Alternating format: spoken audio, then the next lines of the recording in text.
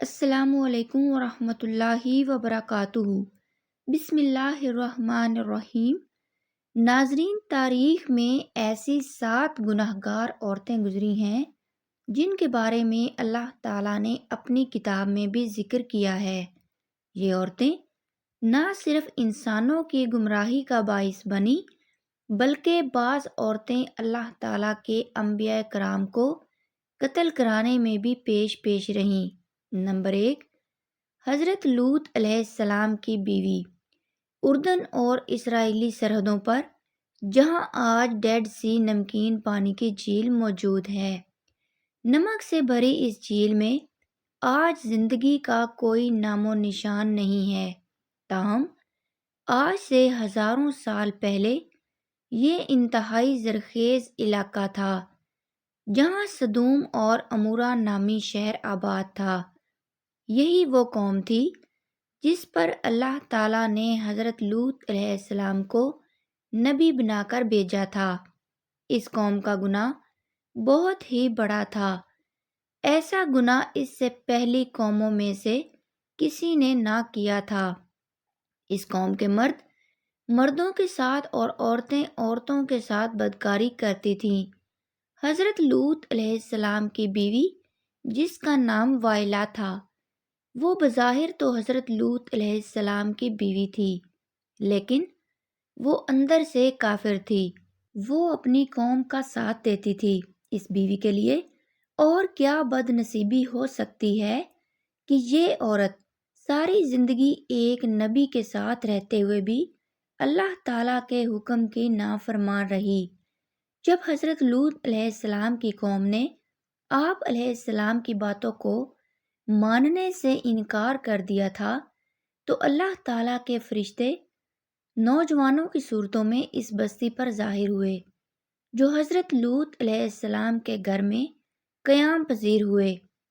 حضرت لوط علیہ السلام کی بیوی، جو اپنی قوم سدوم کے ساتھ ملی ہوئی تھی، اس نے جا کر اپنی قوم کے لوگوں کو ان نوجوانوں کے بارے میں خبر دی۔ ان لوگوں نے حضرت لوط علیہ السلام کے گھر کو چاروں طرف سے گھیر لیا۔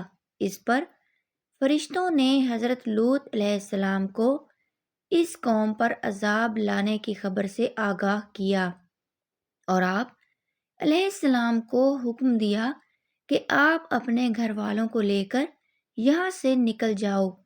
حضرت لوط علیہ السلام ابھی راستے میں ہی تھے کہ ان لوگوں پر اللہ تعالیٰ کی طرف سے پتھروں کی بارش ہو گئی۔ آپ علیہ السلام کی بیوی، جو اپنی قوم کا ساتھ دیتی تھی، وہ بھی اپنی قوم کے ساتھ تباہ و برباد ہو گئی تھی۔ سدوم کے پہاڑوں میں آج بھی وائلا کی آبادی موجود ہے۔ حضرت لوط علیہ السلام کی بیوی کا تذکرہ قرآن پاک کے علاوہ بائبل میں بھی آیا ہے۔ نمبر 2، حضرت نوح علیہ السلام کی بیوی قوم نوح شرک جیسے گناہ میں مبتلا ہو چکی تھی۔ اس قوم کے لوگوں نے اپنے سرداروں اور نیک لوگوں کے بت بنائے، ان کی عبادت اور پوجا شروع کر دی۔ اللہ تعالیٰ نے حضرت نوح علیہ السلام کو اس قوم پر مبعوث فرمایا۔ یہ قوم اتنی ظالم اور نافرمان تھی۔ اس قوم کے لوگ آپ علیہ السلام کے گھر داخل ہو کر آپ علیہ السلام پر ظلم کرتے اور آپ علیہ السلام کو بے یار و مددگار چھوڑ جاتے۔ حضرت نوح علیہ السلام کو مجلسوں سے نکال دیا جاتا تھا۔ حضرت نوح علیہ السلام کی بیوی بھی ان کافروں کے ساتھ ملی ہوئی تھی۔ مفسرین حضرت نوح علیہ السلام کی بیوی کا نام وائلا یا واگلا بیان کرتے ہیں۔ یہ عورت کافر ہی نہیں بلکہ ان کا رہن سہن بھی کافروں جیسا تھا۔ حضرت نوح علیہ السلام کی بیوی کافروں میں شریک ہو کر آپ علیہ السلام کو دیوانہ اور مجنون قرار دیتی تھی۔ یہ عورت بتوں کی بڑی تعریف کرتی تھی۔ جب کوئی بندہ بتوں کو چھوڑ کر ایک خدا کی طرف مائل ہوتا تھا تو یہ عورت اپنی قوم میں جا کر اس آدمی کا نام بتاتی تھی، جس سے اس قوم کے لوگ اس بندے کو مارتے اور پیٹتے تھے۔ اس طرح سے وہ بندہ بھی ڈر اور خوف کے مارے پھر سے بتوں کی پوجا کرنے پر مجبور ہو جاتا تھا۔ واحلہ نامی اس عورت نے حضرت نوح علیہ السلام کے ایک بیٹے یام کو بھی کفر میں مبتلا کر دیا تھا، لہٰذا آپ کا یہ بیٹا بھی ماں کی طرح کافروں سے مل کر آپ علیہ السلام کی مخالفت کرتا تھا۔ اللہ تعالیٰ نے اس عورت کی بدبختی قرآن پاک میں بیان کی ہے۔ اس کی تفسیر احوال میں بھی درج ہیں۔ جب اللہ تعالیٰ نے حضرت نوح علیہ السلام کی قوم پر سیلاب کا عذاب نازل کیا تو آپ علیہ السلام کی بیوی اور نافرمان بیٹا یام بھی اپنی قوم کے ساتھ برباد ہو گئے۔ نمبر 3، دلائلہ وہ عورت ہے جس کا نام کئی صدیوں سے بے وفائی اور دغا بازی میں بھی بہت ہی مشہور ہے۔ دلائلہ کا ذکر قرآن پاک اور بابل میں بھی پڑھنے کو ملتا ہے۔ واقعہ کچھ یوں ہے کہ حضرت موسیٰ علیہ السلام کی وفات کے بعد بنی اسرائیل کی قوم عمالقہ کی محکوم بن گئی، تو اللہ تعالیٰ نے اس قوم میں بہت ہی طاقتور لڑکے کو پیدا کیا جس کا نام سمسن تھا۔ سمسن اس قدر طاقتور تھا کہ اکیلا ہی کئی ہزار بندوں کا مقابلہ کر لیتا تھا۔ قوم بنی اسرائیل نے اس بندے کی صلاحیت اور بہادری دیکھتے ہوئے سمسن کو اپنے قاضی کے عہدے پر فائز کر دیا تھا اور اس کی طاقت کے ذریعے قوم عمالقہ پر فتح حاصل کرنے کی کوشش میں لگ گئے۔ دوسری طرف قوم عمالقہ سمسن کی طاقت پر قابو نہ پا سکی۔ انہوں نے اپنی قوم کی ایک لڑکی جس کا نام دلائلہ تھا، اس کو سمسن کی بہادری اور اس کی صلاحیتوں کا راز دریافت کرنے کے لیے سمسن کے پاس بھیجا تھا۔ سمسن اس لڑکی کو دیکھ کر پاگل ہو گیا، وہ اس کی محبت میں دیوانہ ہو گیا۔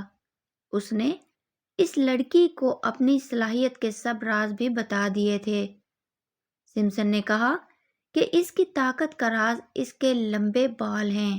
ایک دن موقع پاتے ہی دلائلہ نے سمسن کے لمبے بال کاٹ دیے تھے۔ اسی رات قوم عمالقہ نے بھی سمسن پر حملہ کر کے اس کو گرفتار کر لیا تھا۔ جب ایک دن قوم عمالقہ سمسن کو گرفتار کر کے جشن منا رہی تھی تو سمسن نے اللہ تعالیٰ سے دعا کی، اے اللہ تعالیٰ مجھے معاف کر دیجئے۔ اللہ تعالیٰ نے سمسن کی دعا کو قبول کرتے ہوئے اس کی تمام طاقت واپس لوٹا دی۔ جس ستون کے ساتھ سمسن کو باندھا گیا تھا، سمسن نے اس ستون کو اپنی طاقت سے کھینچا تو سارے کا سارا محل زمین پر گر گیا، جس کے نتیجے میں دلائلہ اور قوم عمالقہ کے بے شمار لوگ موت کی گھاٹ اتر گئے۔ نمبر 4، جائزبل لبنان کے بادشاہ کی بت پرست بیٹی تھی۔ اس کی شادی قوم بنی اسرائیل کے بادشاہ اخیب سے ہوئی۔ جائزبل نے نہ صرف اخیب کو بت کی پوجا پر لگایا بلکہ تمام ریاست میں ایک خدا کو ماننے کی بجائے بے شمار بت بنا دیے گئے تھے تاکہ لوگ ان بتوں کی پوجا کرتے ہوئے گمراہی سے باہر ہی نہ نکلیں۔ ایک دن قوم کے نیک بندے پرمیا علیہ السلام نے جائزبل اور اس کے شوہر کو کہا کہ تم سب لوگ بت کی پوجا کرنے کی بجائے ایک خدا کی عبادت کیا کرو، اس میں ہی تمہاری بھلائی ہے۔ اس ظالم عورت نے نیزے کا اتنا شدید وار کیا جس کی وجہ سے وہ بوڑھا آدمی شہید ہو گیا۔ حضرت پرمیا علیہ السلام نے اس عورت کو بد دعا دی کہ بہت جلد ہی تیرے حسین و جمیل بدن کو کتے نوچ نوچ کر کھا جائیں گے۔ اس کے بعد اللہ تعالیٰ نے اس قوم پر حضرت الیاس علیہ السلام کو بھیجا، تاہم یہ ملکہ ایمان لانے کی بجائے آپ علیہ السلام کو بھی مارنے کے لیے تیار ہو گئی تھی۔ پھر ایک دن حضرت برمیہ علیہ السلام کی بد دعا رنگ لائی اور ملک اسرائیل پر سرحدوں کے قبائل وحشی نے حملہ کر دیا۔ ان لوگوں نے ملکہ جائزبل کو زخمی حالت میں سڑک پر پھینک دیا تھا، یہاں تک کہ بہت سے جنگلی کتے جائزبل کے ارد گرد جمع ہو گئے تھے۔ کتے نے اس لاش کو نوچ نوچ کر کھا لیا۔ نمبر 5، عطالیہ۔ حضرت الیاس علیہ السلام کے دور سے تعلق رکھنے والی ایک جائزبل کی بیٹی تھی جس کا نام عطالیہ تھا۔ یہ لڑکی بھی اپنی ماں کی طرح بہت ہی حسین و جمیل تھی۔ یہ بھی کافر تھی۔ اس کی شادی یہودا کے بادشاہ یورام سے ہوئی تھی۔ اس قوم میں بھی ہر جگہ بتوں کی عبادت ہونے لگی تھی۔ اس قوم پر بھی وحشی لوگوں نے حملہ کیا تھا، جس کی وجہ سے وحشی لوگوں نے یورام بھی قتل کرنا چاہے، لیکن یہ بادشاہ ایک غار میں چھپ گیا تھا، جس کی وجہ سے اس غار میں ہی اس بادشاہ کی موت واقع ہو گئی تھی۔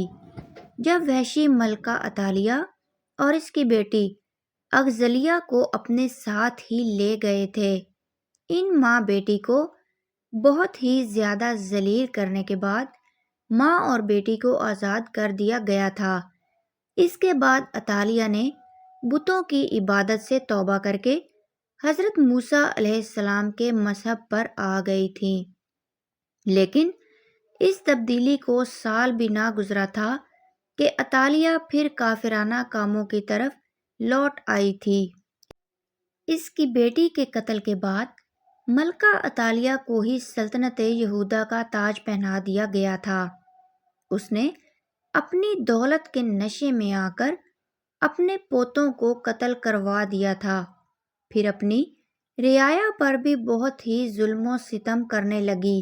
تاہم اس کا پوتا جو اس سے جان بچانے میں کامیاب ہو گیا تھا، یہودا کے لوگوں نے اس کو اپنا بادشاہ بنا لیا تھا۔ یہ ملکہ عطالیہ اپنے محل کے باہر اپنے ہی قوم کے ہاتھ بہت ہی ذلیل و رسوا ہو کر مر گئی۔ عطالیہ کا ذکر بھی بابل میں تفسیر کے ساتھ موجود ہے۔ Number 6، Herodias. اگر تاریخ انسانی کی سب سے گناہ گار عورت کہا جائے تو غلط نہ ہوگا، کیونکہ یہ عورت حضرت یحییٰ علیہ السلام کے قتل کی ذمہ دار ہے۔ یہ حضرت عیسیٰ علیہ السلام کی پیدائش سے چند برس پہلے کی بات ہے کہ ہیروڈیاس ایک غریب اور بہت ہی حسین و جمیل عورت تھی۔ فلسطین کے خاندان کی بہو بن گئی۔ ابتدا میں اس کی شادی شہنشاہ کے دوسرے بیٹے ہیروڈ سے ہوئی تھی اور اسی ہیروڈیاس کے گھر ایک لڑکی پیدا ہوئی۔ تاہم جب وراثت کی تقسیم کے بعد ہیروڈیاس نے دیکھا کہ سب سے زیادہ طاقتور کلب کے بھائی اینٹی باس کے حصے میں آئی ہے، تو اس نے بھی اپنی شوہر کو چھوڑ کر اینٹی باس سے ہی شادی کر لی تھی۔ ان دنوں اللہ تعالیٰ کے نبی حضرت یحییٰ علیہ السلام، جنہیں اہل کتاب یوحنا کے نام سے پکارتے ہیں، لوگوں کو درس و تدریس دینے لگے۔ ہیروڈیاس کو آپ کی دینی باتیں پسند نہ تھیں، جس کی وجہ سے اس نے حضرت یحییٰ علیہ السلام کو گرفتار کروا دیا۔ ہیروڈیاس نے کافی بار کوشش کی کہ وہ اپنے شوہر اینٹی باس سے آپ علیہ السلام کے قتل کے احکامات جاری کروائے، تاہم اینٹی باس ایسا نہ کر سکا۔ ہیروڈیاس کی بیٹی سلومی اب جوان ہو چکی تھی جب اس نے حضرت یحییٰ علیہ السلام کی معصومیت اور نور کو دیکھا تو وہ آپ علیہ السلام پر فدا ہو گئی تھی۔ اس نے آپ علیہ السلام کو گناہ کی دعوت دی، لیکن آپ علیہ السلام نے اس کی طرف آنکھ اٹھا کر بھی نہ دیکھا۔ اب یہ دونوں ماں اور بیٹی آپ علیہ السلام کے خلاف ہو گئی تھی۔ ایک دن بادشاہ اینٹی باس کے سامنے سلومی نے بہت ہی بےہودہ ڈانس کیا۔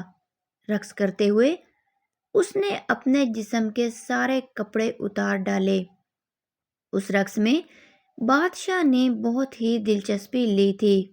اس کو سلومی کا یہ رقص بہت ہی پسند آیا۔ اس نے سلومی سے کہا کہ تم کیا مانگنا چاہتی ہو، میں تم کو حاضر کر دیتا ہوں۔ اس عورت نے جواب دیا کہ میں چاہتی ہوں کہ تم حضرت یحییٰ علیہ السلام کو قتل کر دو۔ بادشاہ جو کہ بھرے ہوئے محل میں سلومی سے عہد کر چکا تھا، اس نے یحییٰ علیہ السلام کو شہید کر دیا تھا۔ اس طرح سلومی اور اس کی ماں اس گناہ میں بھی شامل ہو گئی تھی۔ نمبر 7، ام جمیل ابو لہب کی بیوی تھی، جس کا اصل نام عروہ بنت حرب ہے۔ اس کی آنکھوں کا بھینگا پن نمایاں تھا، جس کی وجہ سے اس کو لوگ کافی کہا کرتے تھے۔ قرآن پاک میں اللہ تعالیٰ نے ابو لہب اور اس کی بیوی کو انتہائی سخت الفاظ میں بیان کیا ہے۔ اس کی وجہ ابو لہب اور اس کی بیوی کا نبی اکرم صلی اللہ علیہ وسلم کے ساتھ سخت مشرکانہ رویہ ہے۔ یہ دونوں میاں اور بیوی آپ صلی اللہ علیہ وسلم کو تکلیف اور اذیت پہنچانے کا کوئی بھی موقع ہاتھ سے نہیں جانے دیتے تھے۔ روایت کے مطابق ام جمیل نبی اکرم صلی اللہ علیہ وسلم کی راہ میں کانٹے بچھایا کرتی تھی۔ جب سورہ لہب نازل ہوئی تو ابو لہب کی بیوی غصے سے بے قابو ہو گئی اور بہت ہی بڑا پتھر اٹھا کر مکہ میں آپ صلی اللہ علیہ وسلم کی تلاش میں نکل پڑی۔ یہ کعبہ میں حضرت ابو بکر صدیق رضی اللہ تعالی عنہ کے سامنے اس حالت میں آئی کہ اس کے منہ سے جھاگ نکل رہی تھی۔ یہ نبی اکرم صلی اللہ علیہ وسلم کے خلاف انتہائی نازیبا الفاظ بھی پڑھ رہی تھی، حالانکہ آپ صلی اللہ علیہ وسلم اس وقت حضرت ابو بکر صدیق رضی اللہ تعالی عنہ کے ساتھ ہی موجود تھے، لیکن اللہ تعالیٰ کے رحمت و کرم سے ام جمیل آپ صلی اللہ علیہ وسلم کو نہ دیکھ سکی تھی۔ وہ وہاں سے گھر کی طرف روانہ ہو گئی تھی۔ بے شک ام جمیل تاریخ کی بدبخت ترین عورتوں میں شامل ہے، کیونکہ اس نے نبی آخر الزماں سرور کائنات وجہ تخلیق کائنات حضرت محمد صلی اللہ علیہ وسلم کو بے شمار تکلیفیں پہنچائیں۔ ایک بادشاہ راستہ بھٹک کر کسی ویرانے میں پہنچ گیا۔ وہاں جھونپڑی تھی۔ اس جھونپڑی میں رہنے والے شخص نے بادشاہ کی بڑی خدمت کی۔ وہ غریب جانتا بھی نہیں تھا کہ یہ بادشاہ ہے، مسافر سمجھ کر خدمت کی۔ بادشاہ بہت خوش ہوا۔ جب جانے لگا تو اس نے اپنی انگلی سے انگوٹھی اتاری اور کہا، تم مجھے نہیں جانتے ہو کہ میں بادشاہ ہوں، یہ انگوٹھی اپنے پاس رکھو، جب کبھی کوئی ضرورت پیش ہو ہمارے محل میں آ جانا، دروازے پر جو دربان ہوگا اسے یہ انگوٹھی دکھا دینا، ہم کسی بھی حالت میں ہوں گے وہ ہم سے ملاقات کرا دے گا۔ بادشاہ چلا گیا۔ کچھ دن کے بعد اس کو کوئی ضرورت پیش آئی تو وہ دیہاتی بادشاہ کے محل کے دروازے پر پہنچا، کہا بادشاہ سے ملنا ہے۔ دربار نے اوپر سے نیچے تک دیکھا کہ اس کی کیا اوقات ہے۔ بادشاہ سے ملنے کی کہنے لگا، نہیں مل سکتے، مفلس و کلاش آدمی ہے۔ اس دیہاتی شخص نے پھر وہ انگوٹھی دکھائی۔ اب جو دربار نے دیکھا تو آنکھیں پھٹی کی پھٹی رہ گئیں۔ یہ بادشاہ کی مہر لگانے والی انگوٹھی آپ کے پاس بادشاہ کا حکم تھا کہ یہ انگوٹھی جو لے کر آئے گا ہم جس حالت میں ہوں اسے ہمارے پاس پہنچا دیا جائے۔ چنانچہ دربان اسے ساتھ لے کر بادشاہ کے خاص کمرے تک گیا۔ دروازہ کھلا ہوا تھا، اندر داخل ہوئے۔ اب یہ جو شخص وہاں چل کر آیا تھا اس کی نظر پڑی کہ بادشاہ نماز میں مشغول ہے۔ پھر اس نے دعا کے لیے اپنے ہاتھ اٹھائے۔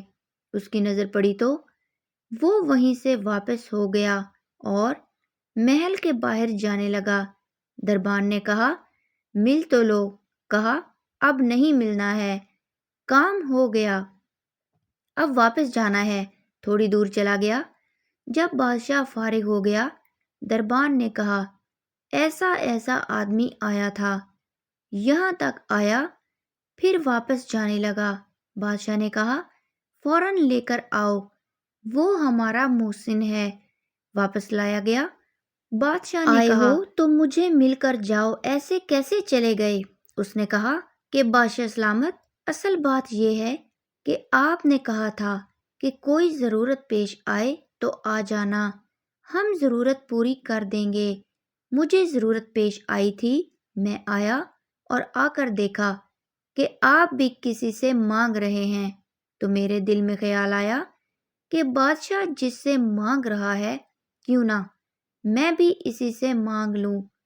یہ ہے وہ چیز کہ ہمیں جب کبھی کوئی ضرورت ہو، بڑی ہو یا چھوٹی، اس کا سوال صرف اللہ پاک سے کیا جائے کہ وہی ایک در ہے جہاں مان رکھا جاتا ہے۔ حضور نبی کریم صلی اللہ علیہ وسلم نے فرمایا کہ مردہ جب قبر میں رکھا جاتا ہے تو قبر اسے کہتی ہے اے ابن آدم، تو ہلاک ہو، تجھے کس چیز نے مجھ سے دھوکے میں رکھا؟ کیا تجھے معلوم نہ تھا کہ میں کیڑے مکوڑوں کا گھر ہوں؟ کس چیز نے مجھ سے بہکا کر نڈر کر دیا اور تو میری پشت پر بہت اکڑ کر چلتا تھا؟ اگر وہ مردہ نیک ہوگا تو جواب دینے والے اسے جواب دیں گے کہ اے قبر، تو دیکھ تو صحیح اس کے اعمال کیسے ہیں، یہ اچھائی اختیار کرتا تھا اور برائی سے دور رہتا تھا۔ یہ سن کر قبر کہتی ہے بے شک یہ نیک تھا، اب میں اس کے لیے سرسبز ہو جاتی ہوں۔ مردے کا جسم اس وقت منور ہو جاتا ہے اور اس کی روح اللہ تعالیٰ کی طرف بھیج دی جاتی ہے۔ حضرت عبداللہ بن عبید رضی اللہ تعالیٰ عنہ سے روایت ہے کہ حضور اکرم صلی اللہ علیہ وسلم نے فرمایا کہ مردہ قبر میں بھینچتا ہے اور ان لوگوں کے گھروں کی آواز بھی سنتا ہے جو اس کے ساتھ جنازے میں گئے ہوں۔ مردے سے اس کی قبر کہتی ہے کہ اے ابن آدم، تیری ہلاکت ہو، تو نے میری تنگی، بدبو اور کیڑے مکوڑوں کا خوف نہیں کیا، اس لیے تو نے ان چیزوں سے بچنے کے لیے تیاری نہ کی۔ بدعمال مردے سے قبر کہتی ہے تو نے میری تاریکی، میری وحشت، میری تنہائی اور تنگی، میرا غم تجھے یاد نہ رہا؟ اس کے بعد قبر اس کو جکڑ لیتی ہے اور فرشتے اس کو ہتھوڑوں سے ایسے مارتے ہیں کہ اس کی پسلیاں ادھر کی ادھر ہو جاتی ہیں، پھر دوزخ کی کھڑکی اس پر کھول دی جاتی ہے۔ اللہ تعالیٰ ہمیں بہتر عمل کرنے کی توفیق عطا فرمائے اور ہمارا خاتمہ بالخیر فرمائے، آمین ثم آمین۔ ناظرین، کومنٹ باکس میں اللہ تعالیٰ کے 99 ناموں میں سے ایک نام ضرور ٹائپ کیجیے گا۔ شکریہ۔ اللہ حافظ۔